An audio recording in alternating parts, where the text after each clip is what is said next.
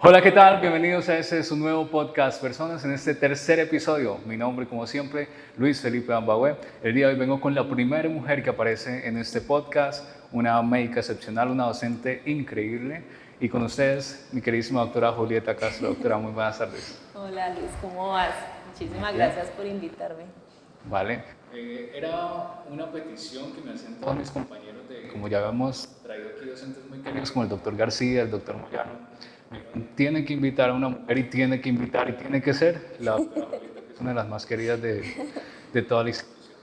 Entonces, para las personas que no han tenido la oportunidad de conocerla a usted, Doc, que quizá no han tenido un contacto más estrecho con usted, una pregunta que he tenido durante todos los podcasts y creo que la mantendré porque es una manera muy bonita de conocer a la persona desde su propia perspectiva y es saber quién es, quién es la doctora Julieta Castro. Cuéntenos. Caramba. Sé que es una pregunta difícil. Sí, una que no me esperaba. Pues como persona te puedo decir que soy una persona muy sencilla, muy muy de conectar con las personas en la parte de empatía y eso pues hace que me dedique a lo que me dedique y que me vaya bien en lo que yo hago. ¿Sí? Tiendo a estar a ser muy de ponerme en el lugar del otro, y de entender cómo se siente ante X o Y situación y tratar de entender el porqué de la reacción de alguien antes de reaccionar, dejándome llevar simplemente. Vale, Doc. Entonces, pues para profundizar un poco más en la parte laboral y eso, usted es psiquiatra, ¿cierto? Y docente de la universidad. Cuéntenos un poquito de su vida laboral, Doc. Pues yo soy docente de la Santiago desde hace 17 años, creo, sí, desde el 2005 empecé en enero. Empecé reemplazando una compañera que había terminado residencia 6 meses antes, pues que cuando yo terminé y ella se aburrió de la viajadera a Palmira. Entonces me dijo que, pues como yo estaba recién graduada, que por qué no empezaba acá. Y ahí empecé y ahí he estado desde entonces en docencia con la Santiago y en mi consulta particular todo el Y tiempo. dirigiendo la rotación de psiquiatría desde ese entonces. Sí, desde ese entonces, pues en ese entonces estaba solamente yo, porque empecé a dar clases apenas en quinto semestre, cuando empezaba era solo una materia básica, no había Ya. nada más. Y en la medida en que fueron avanzando, que ya veían materias, en ese tiempo era en séptimo creo, y después en quinto año, pues ya empecé a ser la coordinadora de todas las materias, Con más docentes. con más docentes, sí. Ya. Doc, ¿y cómo llega usted o ese momento de su vida donde tiene que tomar la decisión de tener una especialidad y decir, quiero irme por la psiquiatría, que no es como una especialidad muy común que uno escuche decir de los compañeros, me quiero especializar en esto? ¿Cómo llega esa decisión, Doc? Eso se lo he contado a algunos estudiantes que me han preguntado. Yo soy psiquiatra, inicialmente pienso que por casualidad, ¿sí? Cuando yo estaba en mi preparación como médico general, en quinto año empecé a dar gineco y me encantó gineco. ¿Sí? La primera vez que atendí un parto, no, yo lloré más que la mamá de la emoción. Y me encantó y yo dije, yo quiero hacer esto. Y estaba segura de que yo iba a ser ginecóloga hasta que pasé a internado y en la rotación de gineco de internado fue muy duro. Me tocaba ver, o sea, me tocó en la época de septiembre donde se supone que nacen todos Sí, los, sí, sí, sí. los hijos de la feria de Cali y no, era pasar noches enteras atendiendo partos, yendo a cesáreas y era agotador y yo dije, no, eso no es como el estilo de vida que yo quiero. Entonces decidí que ya no iba a ser ginecóloga y me quedé sin ninguna especialidad porque nada más me gustaba. Entonces decidí que iba a ser médico general. Y cuando me gradué, eso era lo que yo tenía en mente. Yo me fui a hacer el rural a zona roja, yo me fui para el Chocó. Y mi idea era cuando terminara mi rural dedicarme a ser médico general, a hacer consulta. Sí tenía claro que no quería hacer turnos, eso no, pues nunca me ha llamado la atención. Y alcancé a trabajar 3 años en una IPS en donde nombraron como coordinadora de toda la parte de PIP. Como médico general. Como médico general. Entonces tenía un puesto bueno, tenía un buen ingreso, estaba contenta, yo dije, no, ya aquí esto es lo mío. Me gustaba mucho, tenía oportunidad pues no solo de atender pacientes, sino también de hacer talleres, jornadas de educación. Tenía a cargo como la parte de vigilar a otros médicos y que cumplieran las cosas del programa y como orientarlos. Entonces yo me sentía bien en eso. Y un día me fui al Éxito a comprar unas cosas y me encontré con uno de mis profes de psiquiatría. Y el saludo de él fue: ¿usted qué está esperando para presentarse a la especialidad? Si llevamos 3 años esperándola. Y yo me quedé como, ¿no? ¿Cómo así? Venga, explíqueme. Ya. Y él me decía que, pues me empezó a explicar que yo tenía el perfil, me empezó como a hablar de las características que tenía para ser psiquiatra. Realmente cuando yo roté en psiquiatría me fue muy bien, pero pues aparte a mí me fue muy bien en muchas de las rotaciones que hice, entonces yo nunca le di mucha relevancia. Pero ya cuando él me explicó lo del perfil y él me decía, póngale cuidado a esto, a aquello, cuando usted vea pacientes, miren que se enfoca más. Y me hizo caer en cuenta de que sí manejo mucho esto de la empatía y de ponerme en el lugar del paciente y las emociones. Y entonces me animó, me dijo, preséntese. Y sí, eso fue como, creo que los exámenes eran, no me acuerdo, en marzo, en abril, y eso fue como en un enero. Y yo estudié, me iba a inscribir, iba a estudiar esos 2 meses y me presenté y pasé. Eso fue rapidito. ¿En qué universidad? En La Valle. O sea, usted es egresada de médico general de La Valle y Sí. también de psiquiatría. Sí. Ok, ahí le quedó el perfil a los docentes de todo, la referencia. Sí. ¿Y cómo ha sido esa experiencia siendo psiquiatra? ¿Sí cumplió sus expectativas después de Sí. ¿Cuántos años ya graduada de No, psiquiatra? pues yo me gradué en el 2004. Ya casi 18 años. Casi 18 años. Pues sí, o sea, la verdad al principio tenía muchas dudas, pues porque eso fue lo que él me dijo y me convenció de que tenía el perfil, pero igual pues yo dije, ¿será que sí? ¿Cómo me va a ir? ¿Será que esto sí me va a gustar? Tuve varias experiencias. Una de ellas me pasó durante mi primer año de residencia. Cuando uno empieza residencia, como al mes de estar allá, que uno todavía no sabe nada de psiquiatría, lo ponen a ver pacientes, a hacer terapia con pacientes. O sea, uno a ser el terapeuta de pacientes de psicoterapia, sin uno tener ni idea de psicoterapia. Y una vez me pasó que me asignaron una de mis primeras pacientes, fue una señora que tenía un cuadro como depresivo, y la señora, dentro de las quejas que iba a decir, pues cuando iba a la consulta, se quejaba mucho de que no tenía plata, de que la plata no le alcanzaba para nada, de que a veces aguantaba hambre, y una depresión, una cosa más horrible, asociada pues en gran parte a esa parte económica, y yo me sentía culpable. Yo me sentía tumbando a esa señora. Yo decía, esta señora no tiene que comer y viene a pagar una consulta conmigo, y yo no soy psiquiatra y yo no estoy haciendo nada por ella porque yo no sé hacer psicoterapia. Y como nosotros nos nombraban un psiquiatra tutor, uno iba pues a llorarle al tutor, a decirle, yo no sé esto, no sé aquello, explíqueme, ayúdeme. Y mi tutor me desarmó cuando me dijo, ¿y cuántas veces has visto a la señora?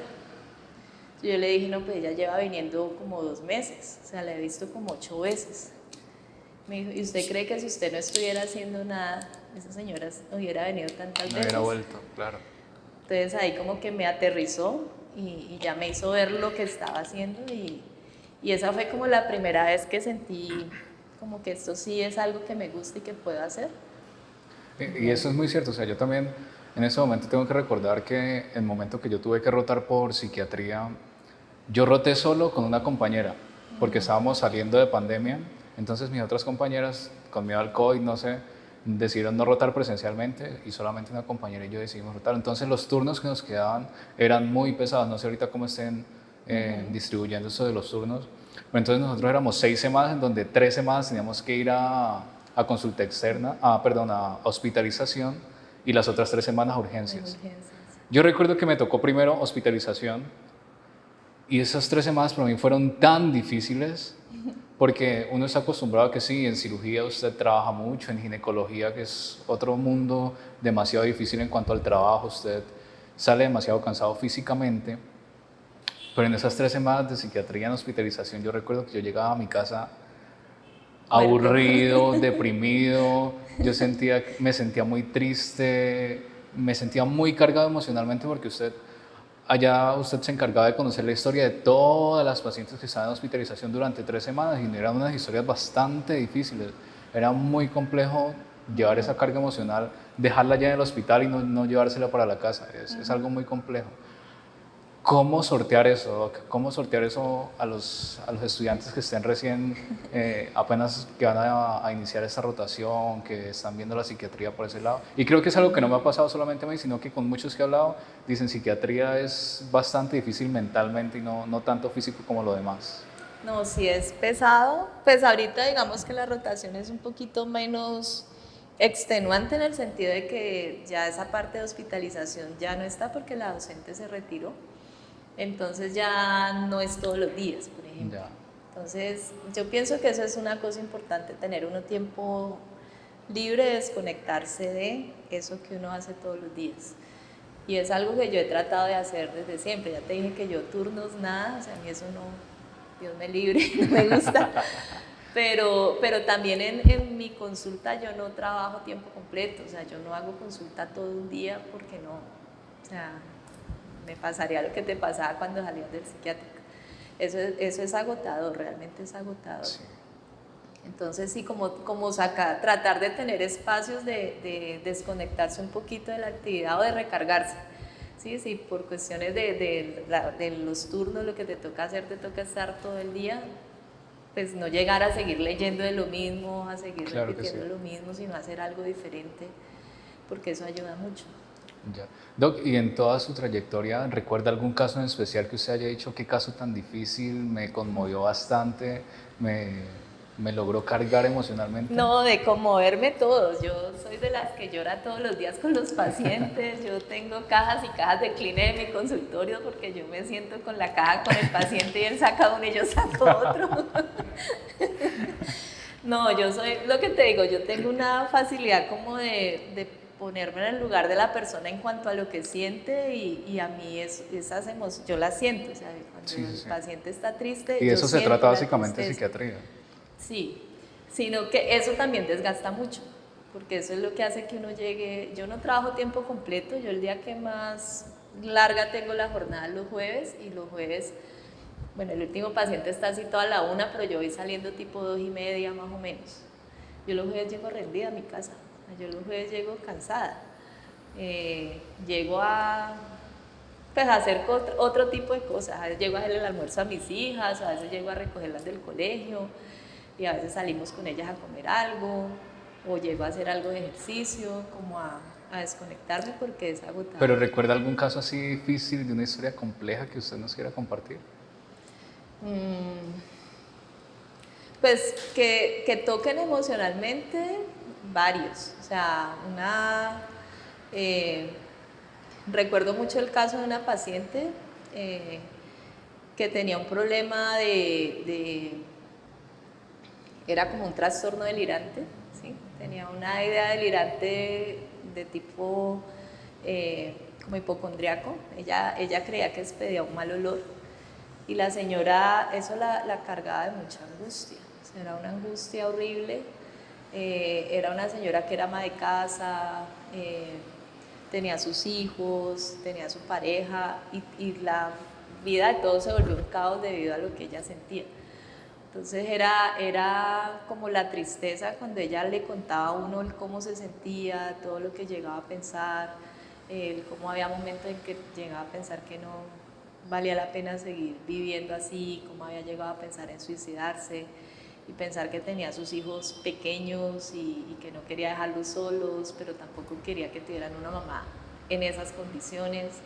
Entonces como que yo me ponía en el lugar de ella, yo que tengo 2 hijas, y decía, no, Dios mío, o sea, lo que debe estar, si yo lo siento y no estoy allí, ¿cómo será si fuera ella? ¿Y cómo resultó ese caso? Pues ella empezó tratamiento, el tratamiento no fue muy efectivo en cuanto a que no desaparecieron totalmente los síntomas, aunque sí mermó mucho como la intensidad y por lo menos esa parte depresiva mermó un poco. No la pude seguir hasta terminar el tratamiento porque pues no pudo volver. Creo que finalmente migraron para otra parte y pues no supe finalmente en qué terminó el caso de ella. Pero sí, así como ella, hay muchos pacientes, un caso que me impactó mucho, pero más porque te confronta con lo que sabes y el conocimiento que tienes frente a cosas que uno no se explica, también me llamó mucho la atención y también lo tengo muy presente. Por ejemplo. Es el caso de una paciente que vi durante mucho tiempo que tenía un cuadro depresivo, entonces la estoy atendiendo, o sea, para mí mi diagnóstico era una depresión y llevaba viéndola un montón de tiempo, como más de 10 años, por eso. De hecho, ya la señora había terminado su tratamiento de medicamentos antidepresivos y ella iba como una vez al año en seguimiento. A control. A control, a ver cómo iba. Y era más una cita de sentarnos así a hablar, y me contara de su vida, de cómo iban las cosas, con su hijo, con la familia. Y en una de esas visitas, que de hecho fue casi que la última vez que la vi, me decía que pues que todo iba bien, pero que la parte económica sí estaba como difícil y que eso la tenía un poquito estresada, que le daba temor volverse a deprimir, pero pues no tenía síntomas de depresión. Entonces yo le decía, empezamos a hablar más como de qué había pensado pues para resolver lo económico, como darle ideas o ver ella qué ideas tenía y explorarlas. Y entonces me dijo que ella de joven le había vivido una situación económica difícil similar y que le había tocado hacer algo pues cosas con las que no se sentía muy bien. Entonces fue así como toda críptica y ahí uno con la mente, pues, que una de las cosas en psiquiatría es piensa mal y acertarás. Sí. Entonces yo empecé a pensar, Dios mío, esta señora, ¿a qué se dedicaba? ¿A qué se dedicaba? Y entonces me dijo, no era tan malo que, pues, lo que yo llegué a pensar. Me dijo que ella se dedicó a leer las cartas.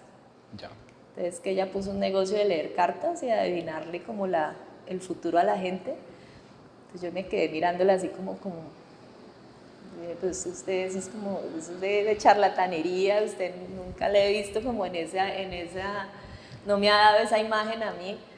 Entonces ahí me empezó a explicar que ella tenía un don, que siempre lo había tenido, y era que ella cuando conocía a la gente y podía percibir cosas de las personas, que si ella tocaba algo que era tuyo, podía percibir cosas de tu vida y yo me quedé como con la boca abierta, como, Dios mío, esta paciente tiene algo mental y yo en 10 años que llevo conociéndola nunca lo había percibido, pero no me cuadraba con nada de la imagen que me había dado, del cuadro clínico. Yo decía, no, pero no me cuadra para una esquizofrenia, para alguna otra cosa así.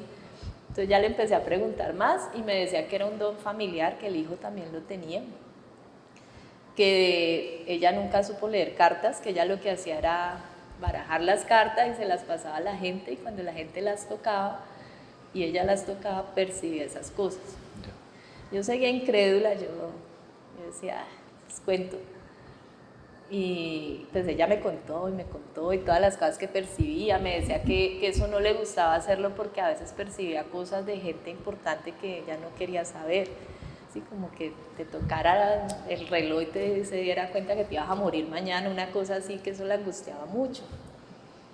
Entonces me estaba hablando precisamente de eso y yo no sé si fue que me dio la cara de incredulidad o qué, pero cogió, estiró la mano y me cogió el lapicero. Y apenas lo cogí empezó a hablarme de cosas mías.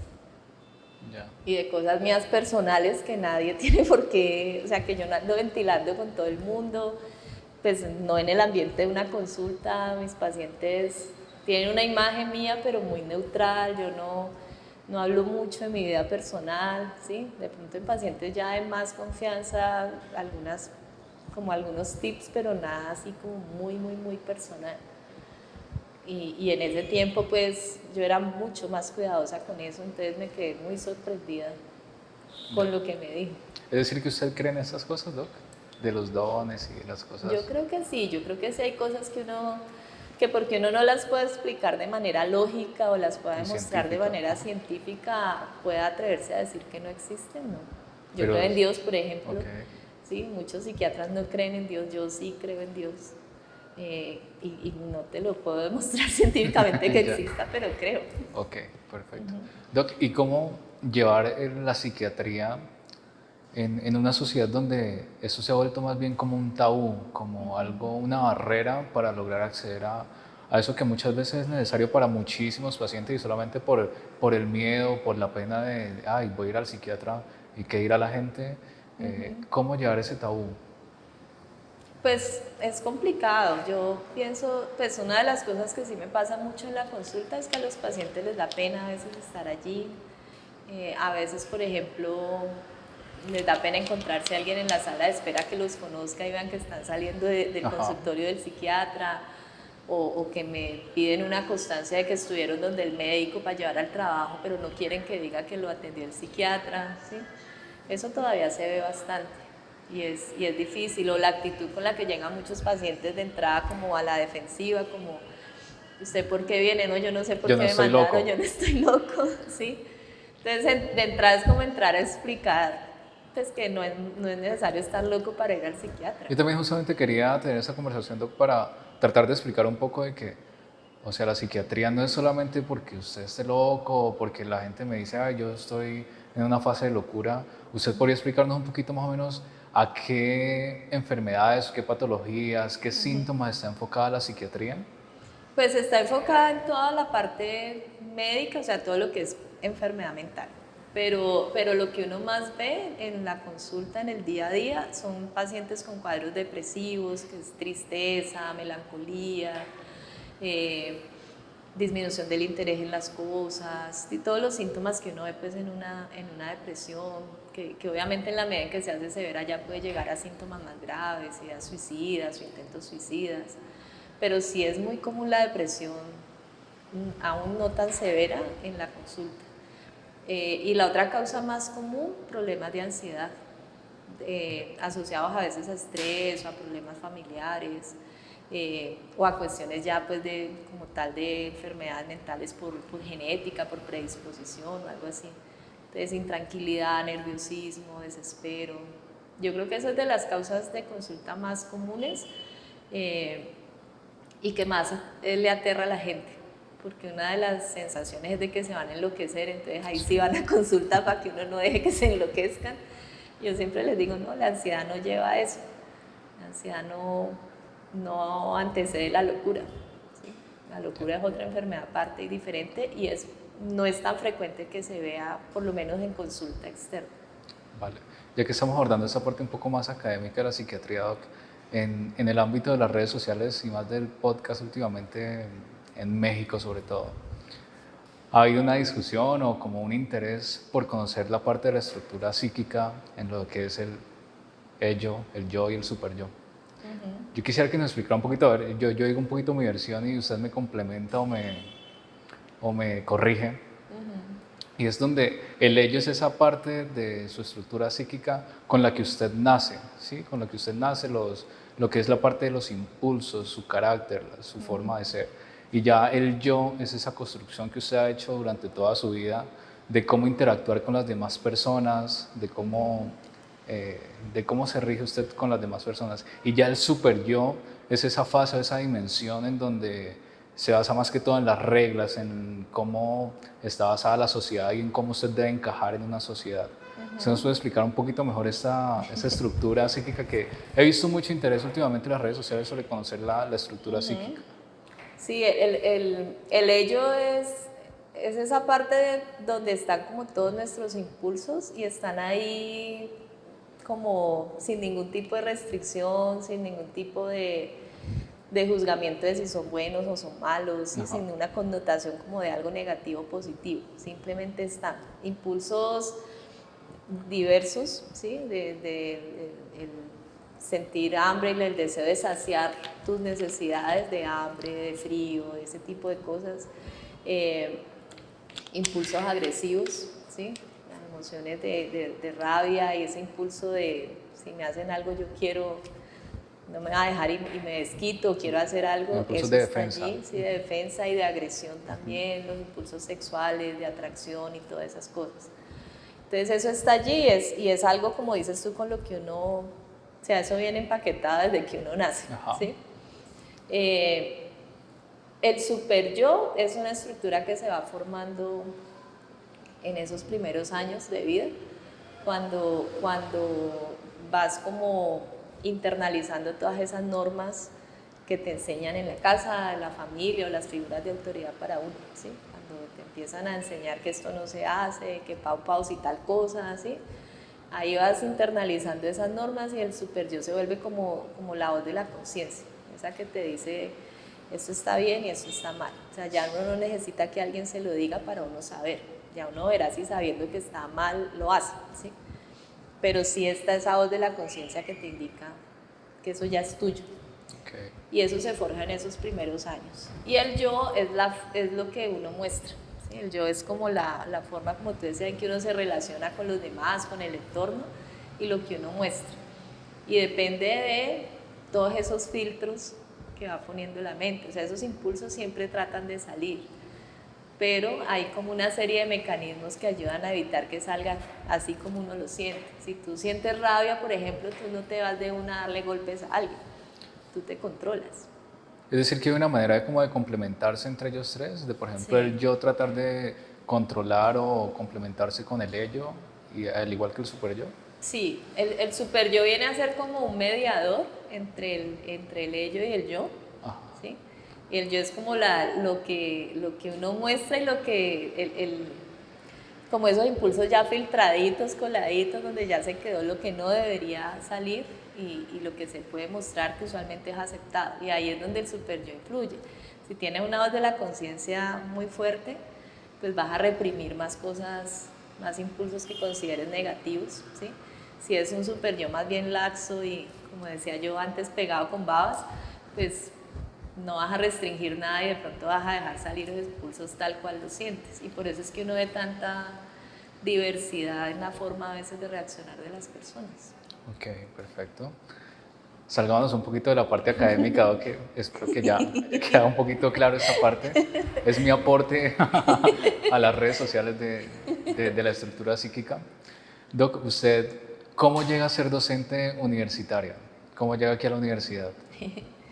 Pues eso fue también algo, siempre me gustó la docencia, siempre me gustaba, por ejemplo, en la residencia, pues yo estudié en La Valle y en La Valle teníamos estudiantes de pregrado de la Universidad del Valle rotando en el hospital y siempre me gustaba explicarles cosas y sentarme con ellos pues a revisar pacientes, a indicarles.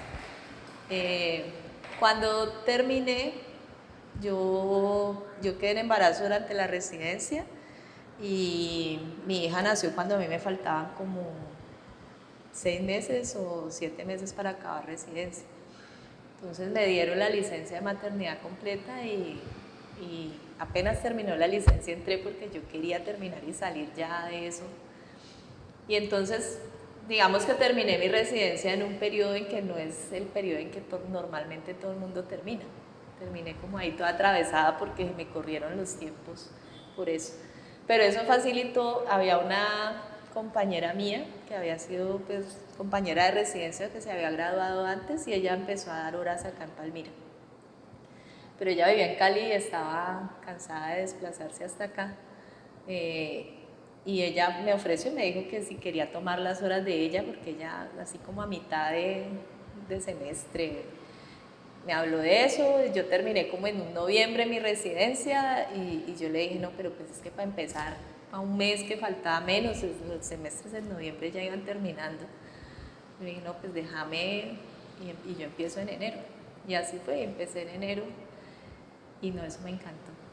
Ya, ¿y eso de hecho, en enero cuando yo empecé, yo todavía no tenía el título porque mi grado fue por ventanilla, yo me gradué en marzo. Entonces la universidad me recibió así, con una carta que me hicieron mis profesores, pues el departamento de psiquiatría de La Valle certificando que yo ya había acabado mi especialidad y también certificando que tenía experiencia en docencia por todo eso que te cuento. Okay. Entonces eso me sirvió. Muy bien, y eso fue ya hace 17 años. Hace 17 años. Continuos en la universidad, sin ningún descanso. Todo el tiempo. Es decir, que usted ha conocido toda la cohorte de médicos que ha salido casi de toda la universidad, de todo el tiempo de la universidad. Sí. Sí, sí, porque cuando yo empecé en medicina acá en Palmira, siempre he estado en Palmira, nunca he estado con los grupos de Cali, solo acá en Palmira, estaban en quinto semestre y ellos fueron la primera promoción que se graduó de acá de Palmira. Y disculpe, Doc, yo me voy a intrometer un poco en su vida personal. Le quiero preguntar sobre su familia, sus pilares fundamentales, cómo está conformada esa familia, cómo se la llevan. No, súper. Pues mi familia nuclear ahorita es mi esposo y mis 2 hijas, pero pues también un pilar importante fueron mis padres. Mi mamá pues todavía vive, mi papá sí falleció hace 4 años ya. Ya. ¿Y cómo es esa relación con el doctor Delgado? El doctor Delgado también es docente de nosotros. ¿Cómo ha sido? Yo recuerdo que usted en alguna clase, supongo que no es un secreto de familia, y si lo hago, qué pena que lo revele aquí, usted nos decía que usted en el doctor Delgado, ya siendo psiquiatra, descubrió varias cosas que no le gustaban. ¿Cómo es esa relación? ¿Cómo ha sido? Además de ser compañeros de docentes, de que además también trabajan en la misma rotación, de que el doctor Delgado tiene una parte de que, a pesar de que es médico familiar, también tiene un enfoque de psiquiatría muy bueno y creo que acierta en muchas cosas de lo que nos dice. ¿Cómo es esa relación entre ustedes, Pues doctor? lo primero es que nosotros nos conocimos cuando yo estaba haciendo la residencia y él era el médico general de la unidad mental del HV. Entonces, en segundo año de residencia uno le tocaba rotar toda la residencia en el psiquiátrico, pero en segundo año no le tocaba estar 6 meses en el HV. Y ahí fue donde lo conocí. ¿Se conocieron? En ese tiempo yo estaba casada, o sea, tenía otra relación, pero pues empezó como una amistad. Después la relación con mi esposo se fue deteriorando y entonces ahí ya empezamos a trascender de la amistad a otra cosa, y desde entonces estamos juntos. No es que supiera, o sea, como que descubriera después cosas que no me gustaron, ¿no? Ya las sabía desde antes. Más bien era que las había como aceptado que así eran, y de hecho ha sido así porque si no, pues no duraríamos todo lo que llevamos. Ya vamos a cumplir casi 20 años. Son cosas que tienen que ver con la personalidad de él. Sí, él es muy paranoide, yo soy muy obsesiva. Y en esa paranoia a veces se toman las cosas pues más allá de lo que realmente uno tiene intención de hacer o decir algo. Okay. Entonces eso a veces genera cierto como conflicto. Anteriormente eso me sacaba de casillas, pues como que esta paranoia, y entonces siempre le daba por el lado de lo psiquiátrico, y él se enojaba, dejaba de analizarme, me decía, y yo le decía, pues que es algo que uno hace automáticamente. Eso debe ser muy difícil, ¿no? Separar la profesión en su vida personal, ¿no? Sí, porque se vuelve muy automático. Pues no es que todo el tiempo esté pensando, uy, Luis Felipe, cómo me está mirando, que esté analizando eso, no. Es de pronto si me detengo a pensarlo, que empiezo a... Sí, como que alguien me diga, hey, ¿cómo te fue y qué te parece él como persona? De pronto a ella pueda mi subconsciente traer información que conscientemente no tenía presente de entrada. Pero entonces él me decía eso, y pues ya con el tiempo él sigue siendo, obviamente va a seguir siendo paranoide toda la vida, pero sí hemos aprendido cómo manejarlo mejor. O sea, ya he aprendido a manejar mejor esa paranoia, a adelantarme cuando va a tomar, como ya sé cómo tratar de decirle las cosas de una forma que no se la dispare, ¿sí? Sino que a veces pasa pues que uno se le sale, y cuando ya se arma el alboroto es que me dice, se me olvidó. Ya. Yo le decía lo del doctor Delgado, que es muy asertivo en muchas cosas, porque cuando recién estábamos, recuerdo, creo que fue la clase de psiquiatría, medicina familiar, no recuerdo en qué rotación fue, nosotros teníamos que hacer unos talleres con la comunidad, y nosotros decidimos como grupo hacerlo con un grupo de niños de un colegio, dar una charla sobre el suicidio. Pero como estábamos en época de pandemia, pues no podíamos hacerlo presencial, sino que tuvimos que hacerlo virtual, y fue una charla muy buena, un taller muy bueno, me parece a mí. Eso sí, le robamos la idea al doctor Moyano, he de aceptarlo, que le robamos la idea de los mitos sobre el suicidio, pero lo adaptamos a nuestra forma, hicimos nuestras propias diapositivas y todo salió súper bien. Y en el transcurso del taller hubo un problema con la comunicación de mi compañera Laura, que era la que iba a llevar toda la conversación, que era como la moderadora, y entonces tuvimos ahí que patinar porque ella se había quedado sin internet, se salió de la reunión y yo en algún momento tuve que hacerme cargo de eso, o sea, sin A quemar ningún, ropa. sí, y sin decisión de mis compañeros, y nada, no, yo simplemente salí y dijo, bueno muchachos, vamos a hacer ahora tal y tal cosa, vayan llenando la cosa de asistencia y así hicimos. Recuerdo que al final de cada de esas charlas o talleres que el doctor pone a hacer, él hace una retroalimentación de, de cada persona, Sí. de cada uno de nosotros. Recuerdo que cuando llegó a mí me dijo, y de Luis Felipe solamente tengo que decir que en algún momento tiene que dedicarse a las redes sociales o a los medios de comunicación. Y Y veme aquí aquí. está. Y veme aquí. Sí, entonces por eso digo que el doctor Delgado, un saludo y gracias por ese impulsito en algún momento. Doc, sigamos conociendo un poquito más de la parte personal suya. Doctora, ¿cuáles son sus planes favoritos? ¿Usted en qué momento usted dice, me voy a relajar y voy a hacer tal cosa? ¿Cuál es el plan favorito que usted tiene en su vida? No, a cada rato, como te digo, por lo que yo hago, el desgaste emocional es fuerte, entonces yo sí trato de dedicarle mucho a cosas que me hacen desconectarme de lo que hago diariamente. Pues una de las cosas que más me gusta es leer. Leer es como una, yo podría decir casi que es como una adicción, ¿sí? Una adicción positiva. Me gusta mucho porque es algo que me desconecta. Entonces, yo me meto a un libro a leerme una historia X, cualquiera que sea la historia, y me transporto. O sea, me encanta y a través de simplemente unas palabras se forme una imagen en mi mente del lugar que están describiendo, de la persona, de cómo se ve físicamente, de cómo es emocionalmente, ¿sí? Eso me encanta. Y yo me meto en las historias y hasta cuando acaba el libro me toca hacerle duelo a los personajes. Ah, sí, me pasa también. ¿Cuál es su libro favorito, Doc? O su género. Bueno, Pues su género y su libro.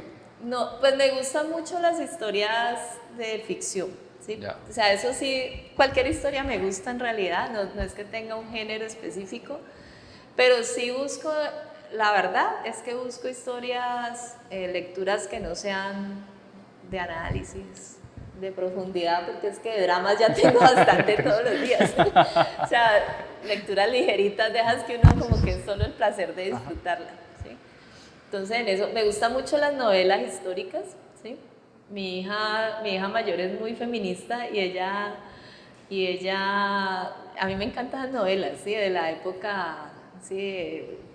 De literatura inglesa, por ejemplo, en la época en que había la aristocracia y todo eso. Y ella le da rabia porque ella dice pues que en esa época el machismo era dominante, que cómo era que uno, que los papás tenían que dar dote por uno para que alguien se quisiera casar con uno, que cómo era que uno se tenía que casar pues porque sí o sí. Y yo le decía, no, yo sé todo eso y estoy de acuerdo contigo, pero me encanta porque son lecturas así, de leer y no tener que pensar a fondo y simplemente disfrutarlo. Eso en cuanto como a novelas. Y en cuanto a ficción, novelas de ficción o historias de ficción, me gusta mucho. ¿Tiene un libro favorito? Pues uno que me gustó mucho, pero me quedé iniciada, fue Juego de Tronos. Ya. Me encantó, de hecho me la empecé a leer muchísimo antes de que saliera la serie en HBO. No, me encantó. Yo me leí varias veces los libros porque de hecho son bastante densos y como son tantos personajes y tantas historias, no, que tenía que, más que yo bien obsesiva que soy, entonces tenía que volvérmelo a leer para estar segura de que tenía bien claro todo. Pero no salió al final, todavía lo estoy esperando. Sí, sí, sí. Es la primera que me dice lo mismo. ¿Y cuál es su película favorita, Doc? Película. El cine me gusta, pero prefiero más leer. Así películas que me hayan...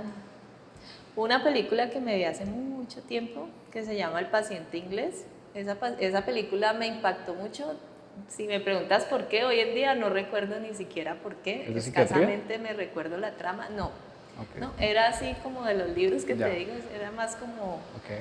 como una especie de novela llevada pues a película, ¿sí? Era la historia de como en un periodo como en la Segunda Guerra Mundial, o no sé, como era algo de una guerra horrible, y había